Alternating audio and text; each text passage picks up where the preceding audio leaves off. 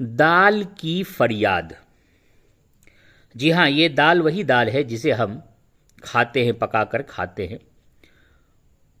اردو زبان کی تیسری کتاب کا سبق نمبر 28 میں آج آپ پڑھنے جا رہے ہیں دال کی فریاد۔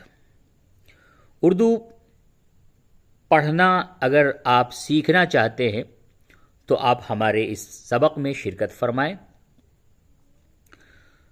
تو دال کی فریاد ہے، یہ نظم صاحب کتاب نے دال کے جو حالات ہوتے ہیں شروع سے آخر تک، اس کو دال کی زبان میں خود انہوں نے سامنے نظم میں پیرویا ہے۔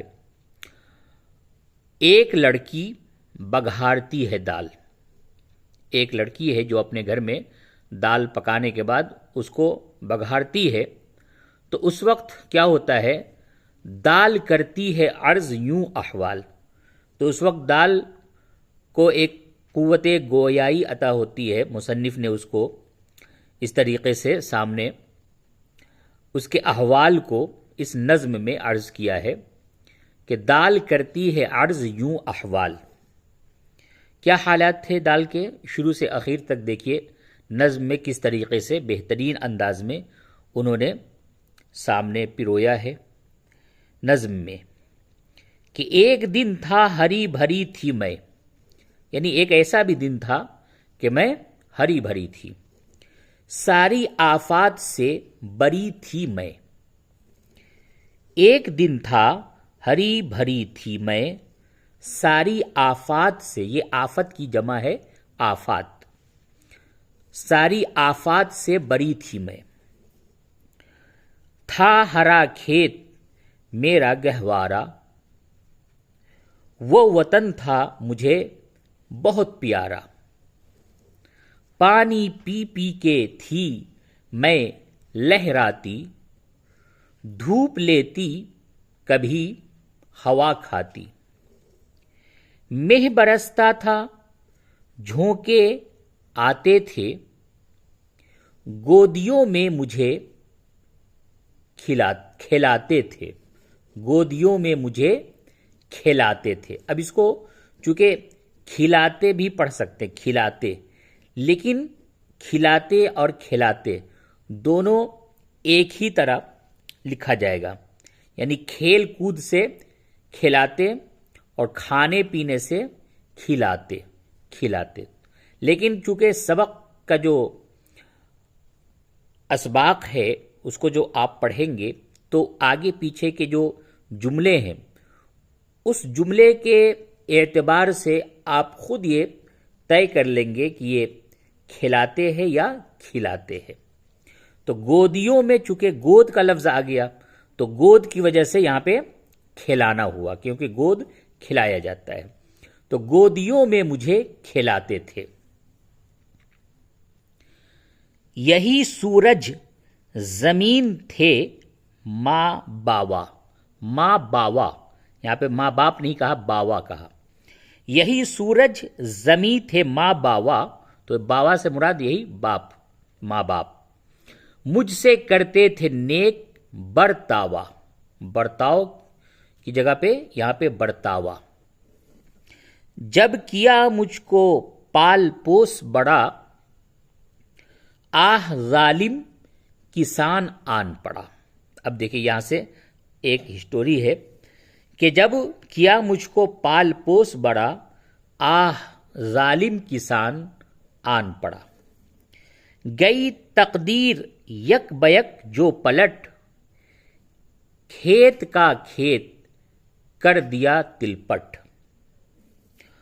خوب لوٹا دھڑی دھڑی کر کے، مجھ کو گونوں میں لے گئے بھر کے۔ ہو گئی دم کے دم میں بربادی، ہو گئی دم کے دم میں بربادی، چھن گئی ہائے میری آزادی۔ کیا بتاؤں کہاں کہاں بیچا، دال منڈی میں مجھ کو جا بیچا۔ ایک ظالم سے وہاں پڑا پالا، جس نے چکی میں مجھ کو دال ڈالا، ہوا تقدیر کا لکھا پورا، دونوں پارٹوں نے کر دیا چورا،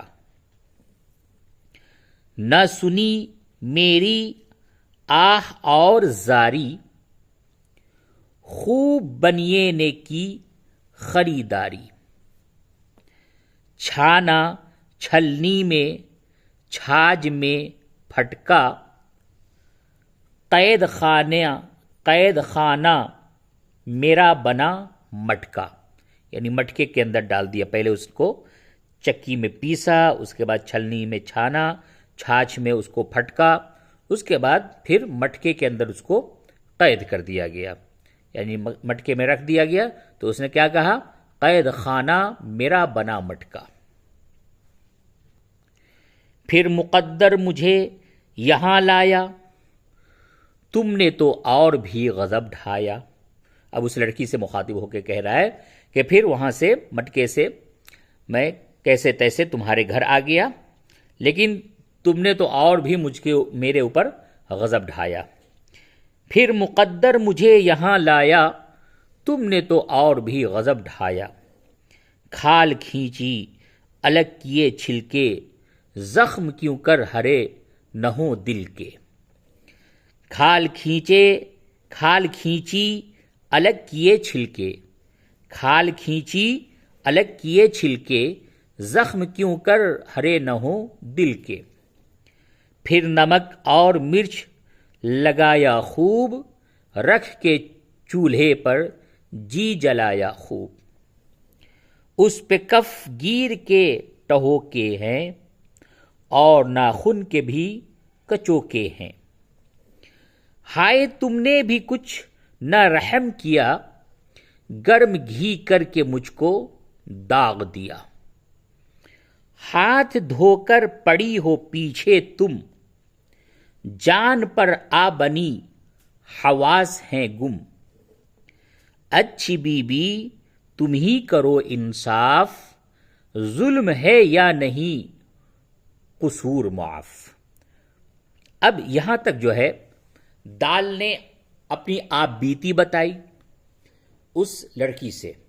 اب آگے دیکھیے اب لڑکی نے کیا جواب دیا۔ کہا لڑکی نے میری پیاری دال، مجھ کو معلوم ہے تیرا سب حال۔